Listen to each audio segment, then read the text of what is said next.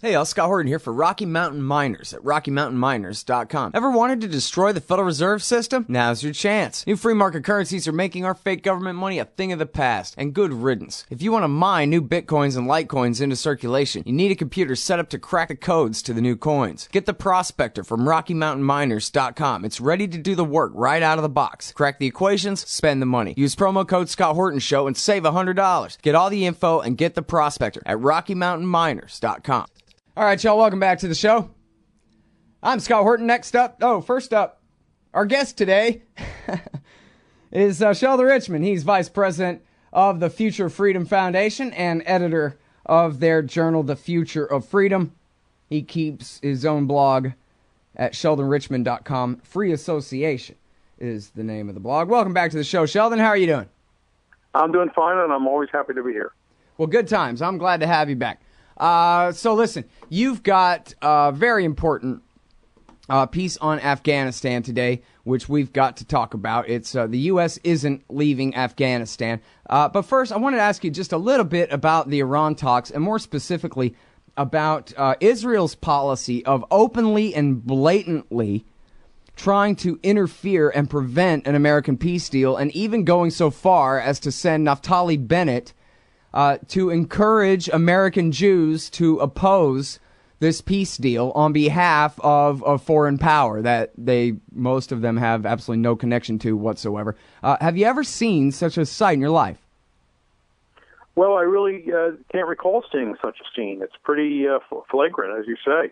And Netanyahu himself, the prime minister, has called on all the Jews of the world to oppose this negotiation and this deal, which, although it has not, even the tentative language hadn't been released, somehow I guess Netanyahu knew what was in it and was condemning it. Is he a secret agent of neo-Nazis and he's trying to make Jews look bad, or what? Right? Like every Nazi in America today is celebrating that. See? Just like we told you. Fifth column. Well, as I said on Facebook, nobody can parody Netanyahu as well as Netanyahu. Yeah, I got that right. It's impossible to do it. And is it working, do you think, or not? Well, I don't know. It's putting pressure on members of Congress. Obama, while I have no confidence in Obama, I don't trust him at all. He at least is telling members of Congress to shut up about new sanctions. I think he's just trying to, burn the candle at both ends. But whether it's working, I'm sure the Israelis who are doing this are emboldening Graham and McCain and Menendez and the others that do not want to see any kind of agreement and who want to press even greater sanctions on Iran as a way to bring about a regime change and an end to the Islamic Republic. That's what they want. Yeah. Now, here's my thing, is treason is defined in the Constitution as an overt act on behalf of a foreign enemy. And as much as I dislike Israel, it's not an enemy state of America. So I don't know if that means that Bob Corker and the rest of these guys are guilty of treason, but what do you call it? Because it's certainly criminal for them to be representing the interests of a foreign power against their own country like this, and at a time like this especially, isn't it? Well, I'm not much interested in charges of treason because that can cut many different ways.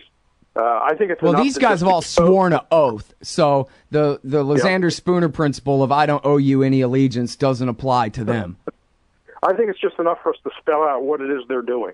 It's in the American people's interest to have peace and a rapprochement with Iran. There's no reason why the American people and the Iranian people shouldn't be friends and trade and all the rest. And here is a group of Americans who are being aided by people from a different country, officials from the government of another country, namely Israel, pushing to make sure there is no rapprochement with Iran. Let's just spell all that out and let people see it for what it is. There you go. And you know what? I'm not a criminal prosecutor or anything, so I think I can still call it treason, even if it's not exactly, the legal definition of treason. It's certainly the old world definition of treason. Well, they're acting contrary to the interests of the American people. And I suppose, the theory is that as congressmen, members of Congress, they are acting on behalf of the American people. But here they are acting, in an adversarial way toward the American people. So I don't mind putting it that way. Yeah. All right. Well, good. Let's talk about Afghanistan. Nobody wants to talk about Afghanistan at all anymore, really, but it's the most violent of all of America's foreign policies to this day. And there's breaking news along these lines, Sheldon. I don't think I want to hear it, but go ahead.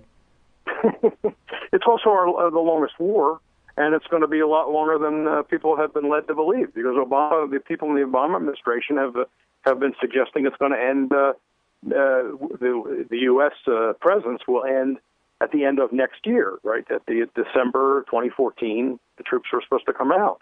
But now it's come out, and it's not a secret, because Kerry's now announcing that they have an agreement with the Karzai government in Afghanistan that the U.S. will remain. And I like the way the draft agreement put it. NBC got a hold of the draft agreement, put it up on its website, but you can also find that in my current article at fff.org today. Called "The U.S. Isn't Leaving Afghanistan." This draft agreement says that the U.S. troops will be there through 2024 and beyond. I mean, it sounds a little like Buzz Lightyear, right? Yeah. Yeah, to infinity and beyond. It reminds me of Toy Story. So why do you bother to say 2024 if it's and beyond? Just say we're there indefinitely. Right. Now, this agreement can be terminated by either side, but it requires 2 years' notice. So at the soonest, it's 2026, right? Because 2024 with 2 years' notice, 2026. But that's assuming one party or the other wants to terminate it. So the U.S. will be there. We don't know how many troops. The Afghan officials gave NBC one estimate, 10 to 15,000. U.S. the government source gave NBC a different estimate. I think 6 to 8,000. Who knows? But it doesn't say in the paperwork, though. That's up in the air. No, it does not say. At least in the draft that's posted by NBC, it doesn't say. And so, but the U.S. will continue to be there, training, supporting, arming, and paying for the Afghan military, and being a guarantor. And the United States will continue to be a guarantor of its sovereignty. And if any war crimes are committed by U.S. personnel, civilian or military, they will not be held liable under Afghan law or turned over to international tribunals, but will instead be turned over to American officials.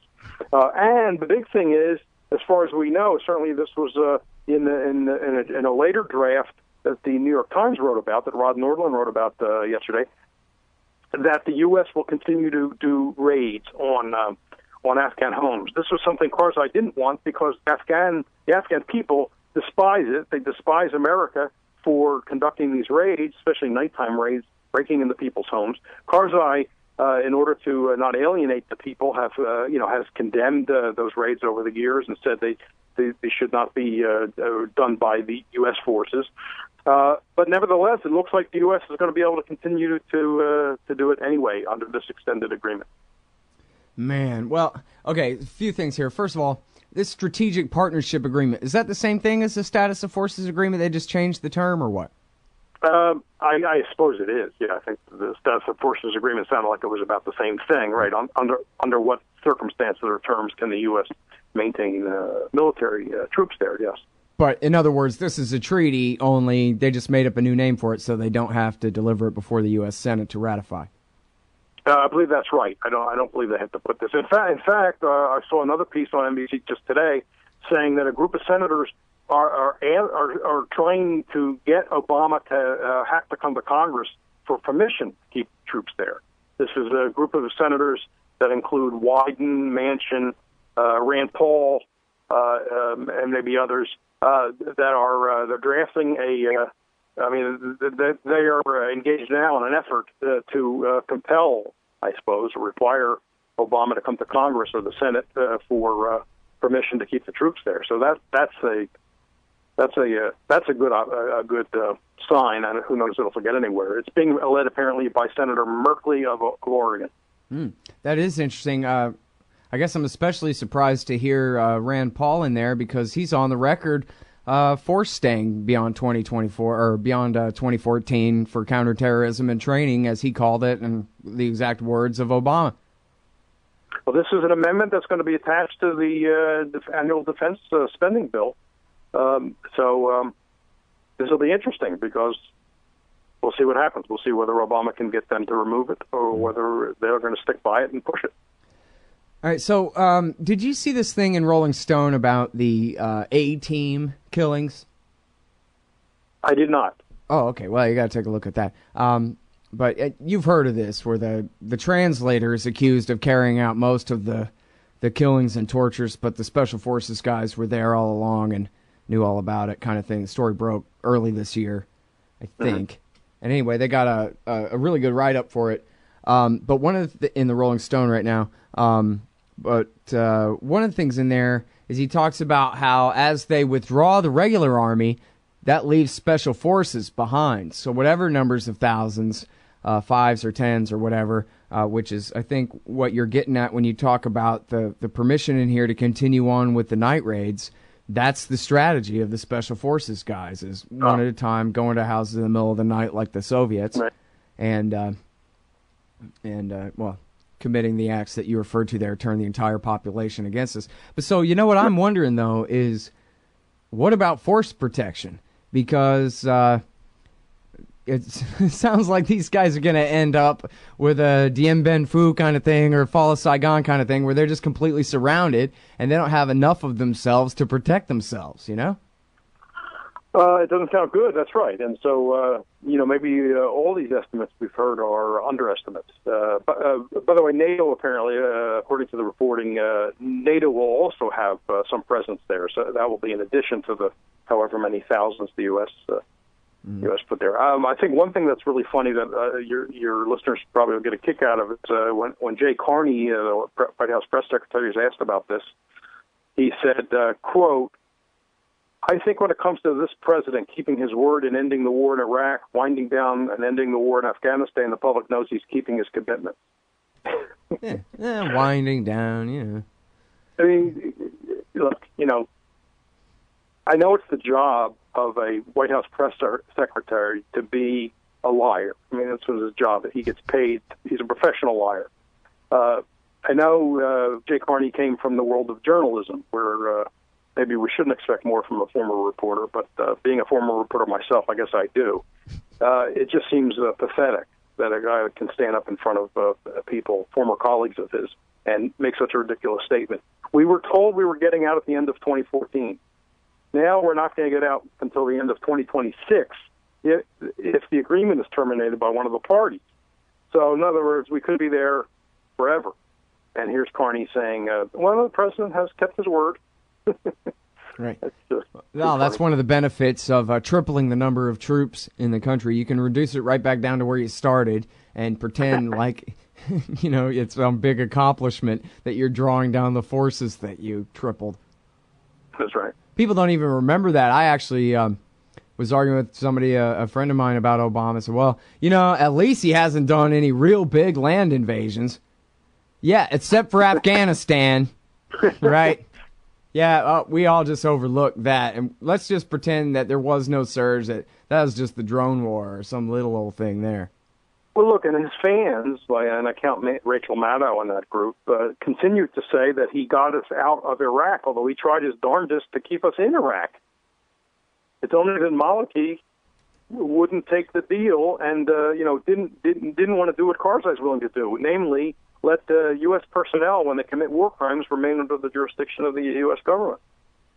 Karzai Maliki wouldn't do that, and so Obama wouldn't keep troops there under other terms.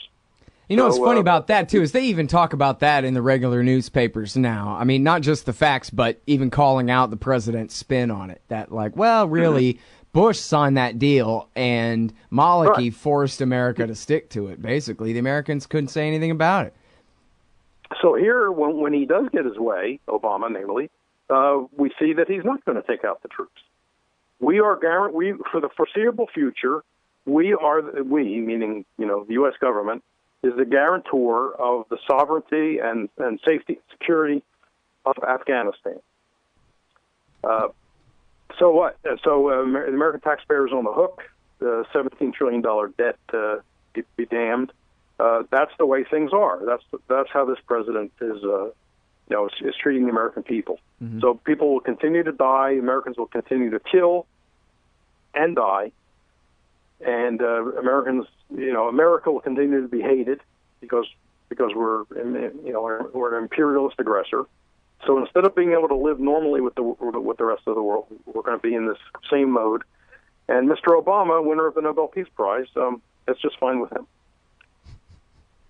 Well, unlike Obama, Karzai has to get this thing ratified by somebody, and they've got this Loya Jirga there that's supposed to vote on it. He says he'll go with their decision. Makes me wonder, well, a couple things. Right. First of all, the Taliban suicide bombed the site of the Loya Jirga just the other day, making a statement about, we can reach you if we feel like it, kind of thing. But then also,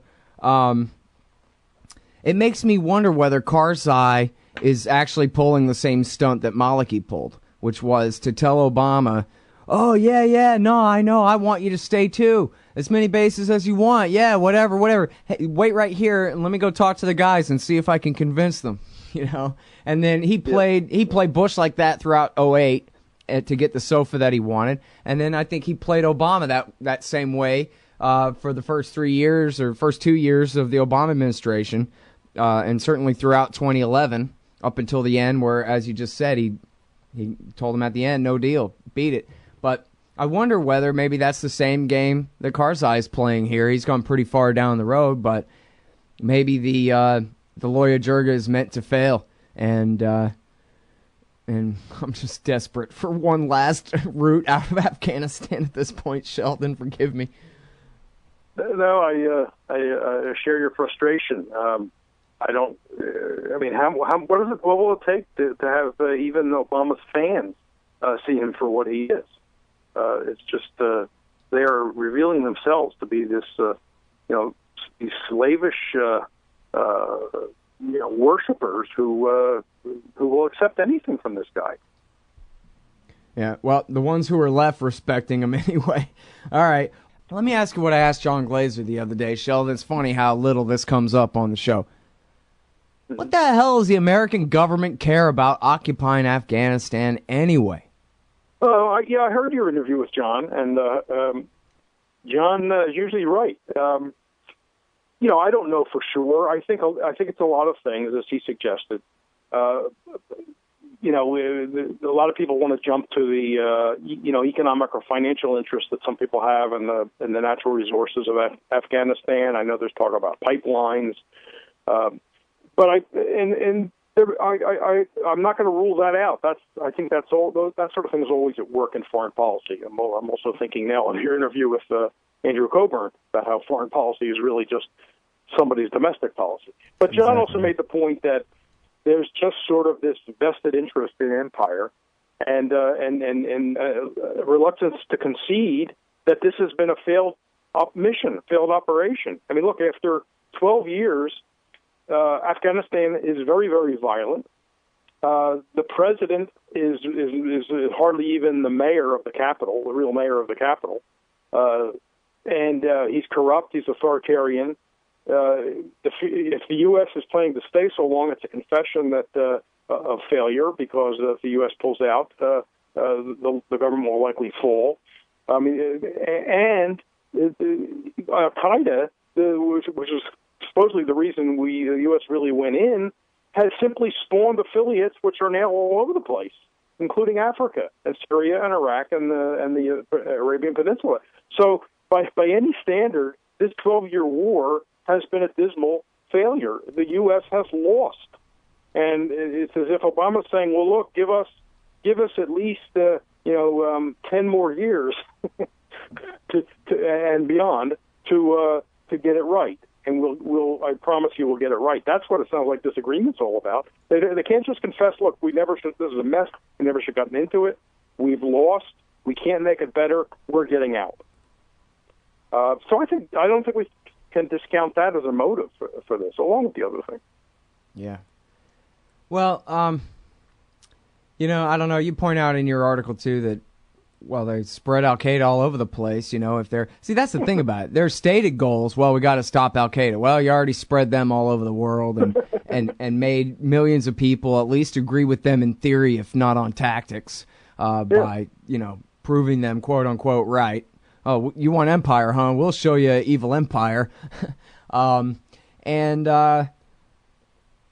know. I mean, they say that they're there to keep the Taliban out, but like you're saying, the fact that they're saying they got to stay is an admission of the fact that everybody knows that they haven't defeated the Taliban at all. In fact, I asked Ann Jones on the show whether she thought if the Americans did leave, theoretically, would the Taliban just come marching back into Kabul? And she said, look, the Taliban are in Kabul now. They're a big part of the Karzai government already. And the U.S. military might be standing around all over the place. They might be doing night raids or whatever, but they don't control the politics of Afghanistan. Nobody does it. The whole thing is a total nightmare. It's a coalition of warlords for now.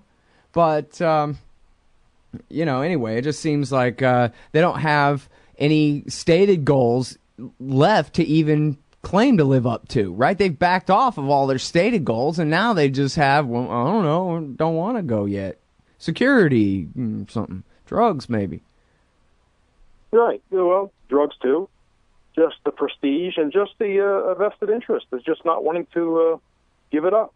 I mean, they have bases, they have, they have outposts, and the military-industrial complex, may be reluctant to give it up. I think there can be a lot of reasons. I wouldn't point to just one single reason. But and of course the complication with Al Qaeda is the U.S. is against Al Qaeda depending on where it's standing, right? So if it's in Afghanistan, the U.S. government's against it. If it's in Iraq, the U.S. government's against it. But if they cross over into Syria, suddenly the U.S. is on the same side. Right. You need a scorecard to keep the players straight. I know, man. I'm reading about the war in Syria where they go, hey, look, Afghan Mujahideen helping the Al-Qaeda in Syria. Oh, man, really? You got Afghans. You know what? I'm sick and tired of fighting the Americans. I'm going to fight for them. It's easier. Let's go to Syria. You wouldn't want a night raid in your house, right? From the standpoint of American common sense, it doesn't make any sense. If you begin to look at the various interests behind it, then it starts to make sense. But certainly, it's not in the interest of the American people in general. I mean, they get nothing out of this. It's costing them a lot. People are still getting hurt. Americans are getting hurt too, and it's insane.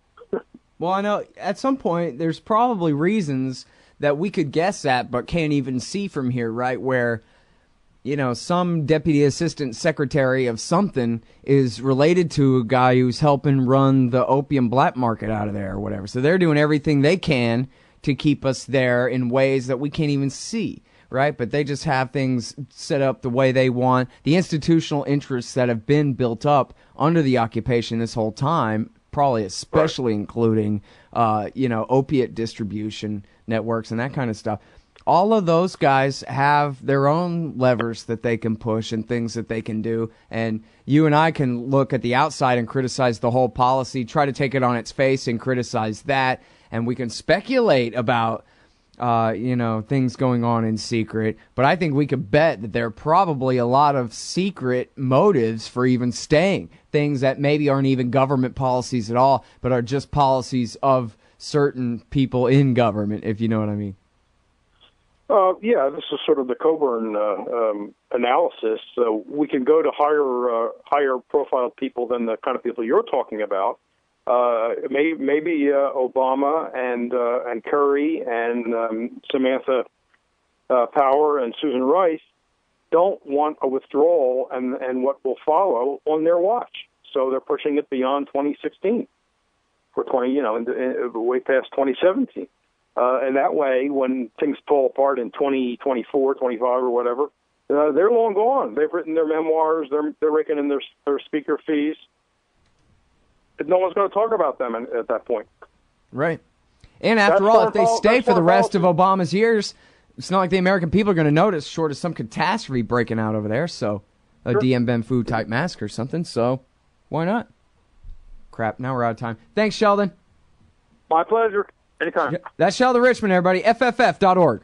Hey, all, Scott Horton here for The Future Freedom, the monthly journal of the Future Freedom Foundation. As you may already be aware, Jacob Hornberger, Sheldon Richman, and James Bovard are awesome. They're also in every issue of The Future Freedom, and they're joined by others of the best of the libertarian movement. People like Anthony Gregory, Wendy McElroy, Lawrence Vance, Joe Stromberg, and many more. Even me. Sign up for The Future Freedom at fff.org/subscribe. It's just $25 a year for the print edition, $15 to read it online. That's The Future Freedom, edited by Sheldon Richman at fff.org/subscribe. And tell me heard it here.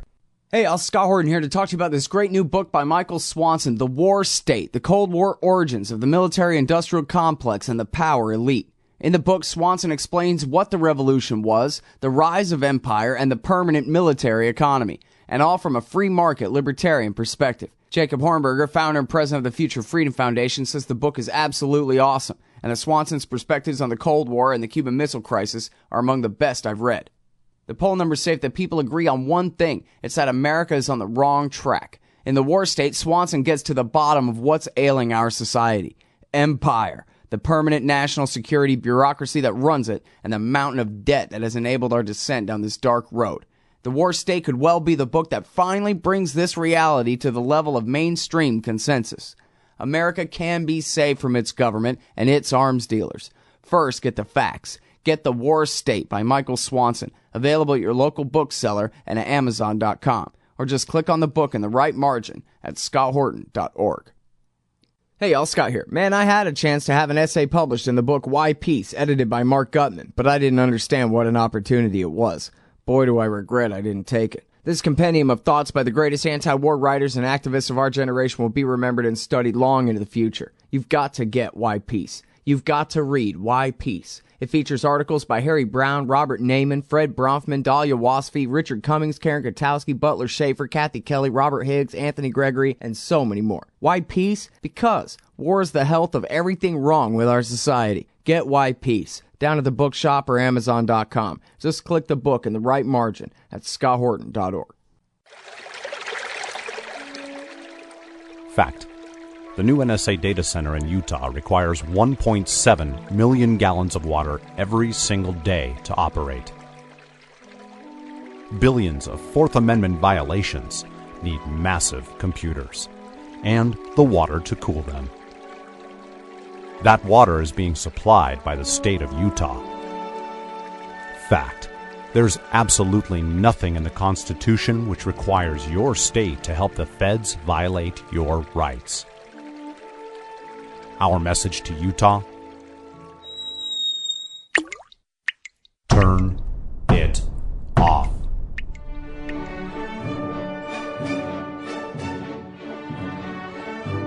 No water equals no NSA data center. Visit offnow.org.